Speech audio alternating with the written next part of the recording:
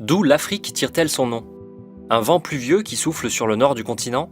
Une étymologie grecque? Plusieurs théories circulent sur son origine, pas toutes vraiment étayées. En fait, on peut suivre tout par étape, depuis le moment où le mot est utilisé en latin pour désigner une tribu, jusque beaucoup plus tard, vers 1500, où il va s'étendre à tout l'ensemble du continent. La vraie version, la voici. L'origine, c'est évidemment le nom d'une tribu que rencontraient les Phéniciens lorsqu'ils ont établi la ville de Carthage. Les Phéniciens, en provenance du Levant, colonisent une zone proche de l'actuelle Tunis, où ils rencontrent une tribu amazigh ou berbère. En latin, on les appelle affaires au singulier, afri au pluriel. Ce nom est attesté au 1er siècle en latin, la langue des Romains, après que Carthage est passée sous influence romaine.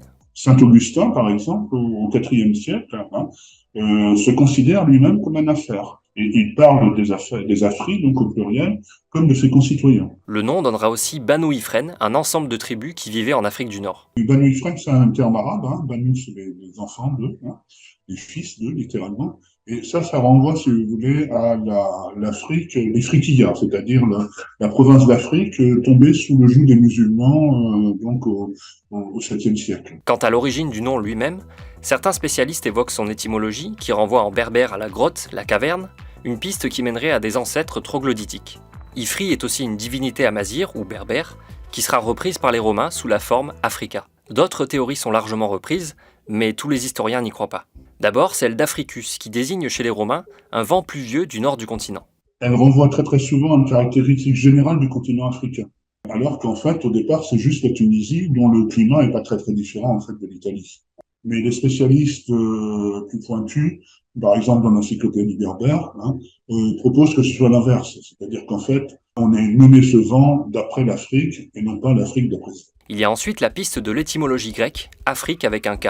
Avec le A privatif du grec, et friquet qui en grec signifie le tremblement, mais surtout le hérissement des poils lorsqu'on a peur, quelque chose comme ça, et qu'on a froid. Donc là, c'est vraiment une construction lexicale complexe et peu vraisemblable pour dire que ce serait le continent où on ne tremble pas. Et ça, c'est un petit peu des choses un petit peu parasites qui se sont ajoutées au fil des siècles. Les Grecs utilisaient plutôt un autre nom pour désigner les terres de l'autre côté de la Méditerranée, Libye. Le terme de Libye s'appliquait à l'Afrique, mais à l'ouest du Nil. Alors pour les régions plus au sud, eh bien les cartes hésitent. Par exemple, Claude Ptolémée, qui est le grand cartographe, géographe de l'Antiquité, au IIe siècle après Jésus-Christ, parle de ce qu'il appelle la Libye intérieure, et en dessous de la Libye se trouve l'Éthiopie, qui désigne plus précisément le Soudan. Donc cette Libye et cette Éthiopie correspondent à l'intérieur du continent africain. Un des premiers à mettre sur papier le nom Afrique pour désigner un territoire,